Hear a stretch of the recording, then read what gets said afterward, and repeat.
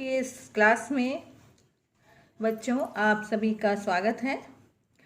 जैसा कि आपको पता ही है कि हम रीतिकालीन रीति सिद्ध कवि बिहारी को पढ़ रहे थे और रीति काल की जो रीति सिद्ध कवियों की जो विशेषता है, अतिशयोक्तिपूर्ण वर्णन करने की, श्रृंगार रस का अत्युक्तिपूर्ण वर्णन करने की जो बिहारी की भी विशेषता है, उस संदर्भ में हमने उसको आलोकित करते हुए उसको उस तरह के दोहे हमने कल पढ़े थे।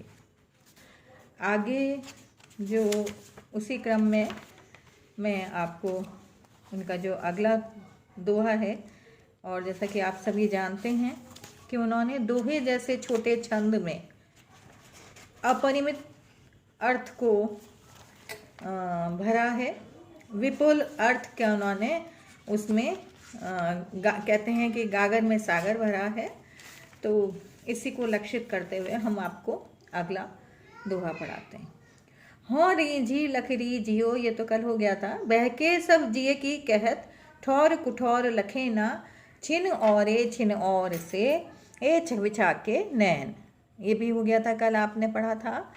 अजो तर्यो ना ही रहो, श्रुति सेवत एक रंग, नाक बास बेसर लयो, बसी मुक्तन के संग। इसमें भी जैसा कि कल आपने पढ़ा था कि दो अर्थ निकलते हैं। मैंने आपको बताया था कि जो मोक्षकामी लोग हैं, अगर वो जैसे बेसर है मोतियों की संगति से नाग जैसे मुख्य स्थान को प्राप्त कर गई, ऐसे ही यदि मोक्षकामी लोगों की संगति में व्यक्ति रहता है तो निश्चय ही उसका भी उद्धार इस भवसागर से हो जाता है।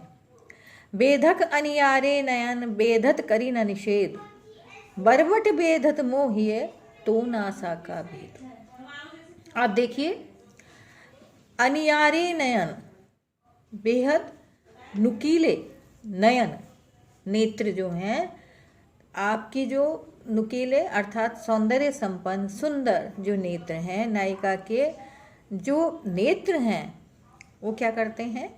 बेधते हैं। बेधते हैं अर्थात उनको देखने मात्र से उनके प्रति एक तरह का भाव, या कहें देखने का आकृष्ट होने का भाव, उनको देखने का भाव जो जागृत होता है, तो कहते हैं कि बेधते हैं अनियारे नयन, क्योंकि वो नुकीले हैं और नुकीली वस्तु का काम होता है बेधना। अगर अनियारे नयन बेधते हैं, बेधत करी न निषेध, तो उनको बेधने दो, उनको मना मत करो, क्योंकि अनियारी वस्तु जो कि नुकीली वस्तु है उसका तो काम ही है बेधना। तो वो अगर बेधती है तो उसमें कोई असंगति नहीं है, उसमें कोई गलत बात नहीं है, कोई अनुचित स्थिति नहीं है। बरबट बेधत मोहिए, तो नासा का बेद। कहते हैं आश्चर्य की बात तो क्या है कि तो नासा का बेद, तुम्हारी नाक का छेद यदि बेधता है तो वो जरूर आश्चर्य उत्पादक स्थिति है, वो जरूर विचित्र स्थिति है, वो जरूर एक ऐसी स्थिति है जिससे कि हमारे मन में जरूर एक संशय या ऐसी स्थिति उत्पन्न हो सकती है कि ये छेद जैसी चीज कैसे भेद रही है। तात्पर्य ये है कि नायिका का सौंदर्य इतनी अधिक सौंदर्यशाली है, इतनी सौंदर्य संपन्न है कि उसको अनियारे नयन तो दूसरों को देखने को बाध्य करते ही हैं, किंतु नासा का छिद्र जो है, नाक का छिद्र जो है, वो भी क्या करता है? बेधने का काम करता है। तो निश्चय ही ये तो बहुत विचित्र सी स्थिति है। ऐसी सौंदर्य संपन्न, ऐसी विलक्षण सौंदर्य वाली नायिका अगर है तो निश्चय ही एक ऐसी वस्तु है जिसको कि देखने का काम हो, देखने के प्रति व्यक्ति जागृत हो। कहत नटत रीझत खीजत मिलत खिलत लजियात, भरे भौन में करत हैं नैनन ही सो बात। बिहारी सतसई की अनेक विशेषताएं हैं। उनको ज्योतिष शास्त्र का ज्ञान था, उनको पाक शास्त्र का ज्ञान था, उनको अनेक और शास्त्रों का ज्ञान था, जो कि उनके दोहों में उनका परिचय हमें मिल जाता है। लेकिन इस दोहे की विशेषता क्या है? ये सारी क्रियाओं से मिलकर दोहा बना है, कहीं भी इसमें कोई कर्ता नहीं है। कहत नटत रीझत खीजत मिलत खिलत लजियात, ये क्या है? नायक और नायिका जनाकीर्ण भवन में बैठे हुए हैं, मनुष्यों से पूर्ण भीड़ में बैठे हैं। तात्पर्य यह है कि भरी सभा में वो दोनों नायक और नायिका बैठे हुए हैं। तो परस्पर संभाषण करना उनके लिए वैसे तो मुमकिन नहीं है, नामुमकिन है। लेकिन दोनों की आप वो देखिए कि नायक नायिका से प्रणय निवेदन करता है, कहता है। उसके कहने पर नायिका जो है नटत मना कर देती है कि यहाँ पर इस स्थिति में कुछ भी पॉसिबल नहीं है, कुछ भी संभव नहीं है। कहत नटत रीझत, उसके मना करने की अदा पर दोनों ही क्या होते हैं? रीझते हैं। जब नायक उस पर रीझता है तो नायिका क्या है? आप देखिए कि जब नायक उस पर मना करती है तो भी नायक उस पर रीझ जाता है, तो नायिका क्या है? खिसिया जाती है, एकदम से खिसिया जाती है। मिलत, इस तरह से दोनों के नेत्र आपस में मिलते हैं, दोनों एक दूसरे को देखते हैं और आंखों ही आंखों में बात करते हैं, आंखों ही आंखों में बहुत कुछ कहना चाहते हैं। वैसे पॉसिबल नहीं होता वाणी के द्वारा, तो केवल इशारों के, इंगितों के माध्यम से ही वो अपना आपस में वार्तालाप, आपस में संभाषण वो एक दूसरे से कर रहे हैं। तो जब नायक नायिका से प्रणय निवेदन करता है, नायिका मना करती है, मना करने पर नायक कहत नटत रीझ जाता है, उस पर मुग्ध हो जाता है। उसके मुग्ध होने पर नायिका खिसियाती है। इस तरह से दोनों के नेत्र आपस में मिलते हैं, दोनों दोनों खिलते हैं, अर्थात प्रसन्न होते हैं, हर्षित होते हैं, मन ही मन उनके हृदय में आनंद का संचार होता है। लजियात, फिर इस दोनों क्या है? थोड़ा सा लज्जा का अनुभव करते हैं, क्योंकि क्या है? अकेले में तो है नहीं, लोगों से भरा हुआ कमरा है, जनाकीर्ण भवन में बैठे हुए हैं। तो ऐसे में उनके आपस का जो वार्तालाप है, उससे दोनों ही मंत्रमुग्ध होते हैं, खिलते हैं और फिर थोड़े से लजिया जाते हैं। भरे भवन में करत हैं। भरे भवन अर्थात मैंने अभी जैसा कहा कि जनाकीर्ण मनुष्यों से भरा हुआ, पूरा का पूरा सभा जैसे हो रही है कमरे में, ऐसे जनाकीर्ण भवन में नायक कहते हैं भरे भवन में करत हैं नैनन ही सो बात। जनाकीर्ण भवन में, कमरे में नायक और नायिका नेत्रों के माध्यम से, नैनन ही सो बात, नेत्रों से ही आपस में सारी बात कर लेते हैं। उनको और कोई इशारा करने की और कुछ करने की बात आवश्यकता नहीं होती। लखी गुरुजन बिच कमल सो शीस छुआओ श्याम, हरि सुन्मुख करि आरसी ये लगाई वाम। नायिका क्या है? गुरुजनों के बीच बैठी हुई है। लखी गुरुजन बिच कमल सो, गुरुजनों के बीच बैठी हुई, अद्भुत सौंदर्य संपन्न वो ऐसी दिखाई दे रही है, विलक्षण सौंदर्य संपन्न है। शीस छुआओ श्याम, श्याम जो हैं, कृष्ण जो हैं, वो उनसे क्या करना चाहते हैं? आपस में मिलना चाहते हैं, शीश छुआना चाहते हैं। हरि सन्मुख करे आरसी, लेकिन क्योंकि वो गुरुजनों के बीच बैठी है तो आपस में एक दूसरे से बात करना असंभव है। तो कहते हैं लखी सन्मुख, हरि सन्मुख करी आरसी। दर्पण को, आरसी दर्पण को सामने रखकर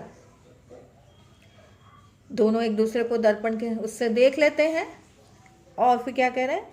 ये लगाई वाम, और फिर हृदय में, दर्पण में जो दिखाई दे रही है उसी को वो हृदय में लगा लेते हैं। तो ये देखिए आप कि किस तरह से नायक और नायिका जो हैं आपस में प्रेम का वार्तालाप कर रहे हैं, चाहे वो जनाकीर्ण भवन हो, चाहे वो गुरुजनों के बीच बैठी हुई हो, चाहे किस तरह से भी हो, उनका आपस में संभाषण चल रहा है। जगत जनायो जिह सकल, सो हरि जान्यो नाही। ज्यों आँखिन सब देखी, आँखिन देखी न जाए। जैसा कहा ना कि भक्ति, नीति और श्रृंगार की त्रिवेणी, तो यहाँ पर बिहारी कहते हैं कि जगत जनायो जिह सकल, जिसने सारे संसार से परिचित कराया, जिसने सारे संसार से तुम ईश्वर को, जिस ईश्वर ने कराया हमको, किसने सारे संसार से परिचित कराया? कोई आदि सत्ता या विराट शक्ति है जिसके संकेत पर हमारा सृष्टि में समस्त क्रिया व्यापार होता है। आप देखते हैं कि बच्चा जन्म लेता है, फिर युवावस्था को प्राप्त करता है, फिर वृद्धावस्था को प्राप्त कर एक दिन मृत्यु को प्राप्त करता है। इसी तरह से आप पौधा लगाते हैं, पौधे में अंकुर फूटते हैं, धीरे धीरे पत्ते आते हैं, फिर वह पत्ते भी पीले पड़ जाते हैं जर्जर होकर, और फिर वो गिर जाते हैं और उनका स्थान नवीन कोंपले ले लेती हैं, नवीन पत्ते आने लग जाते हैं। तो ये जो सृष्टि का क्रम आप देखते हैं, ऋतुएं आती हैं एक के बाद दूसरी ऋतु, वर्षा ऋतु के बाद आप देखते हैं सर्दी आती है, गर्मी आती है, बसंत आता है। जो ये सारी के सारा जो परिवर्तन होता है वो कैसे होता है? अचानक तो होता नहीं। हम लोगों की एक ऐसी आस्था है कि किसी न किसी के संकेत पर सृष्टि में ये समस्त क्रिया व्यापार होते हैं। ये जो परिवर्तन होते हैं, ये कोई एक ऐसी आदि सत्ता है जिसके संकेत पर समस्त परिवर्तन होते हैं। तो कहते हैं जगत जनायो जिह सकल, जिस हरि ने, जिस ईश्वर ने, जिस आदि सत्ता ने, जिस विराट शक्ति ने, जिस अलौकिक शक्ति ने हमें इस संसार से परिचित कराया। जनायो अर्थात बताया, परिचित कराया। सो हरि जान्यो नाही, उस हरि को ही आप नहीं जान पाए। जिस ईश्वर ने आपको समस्त संसार से परिचित कराया, वो उस ईश्वर को आप नहीं जान पाए।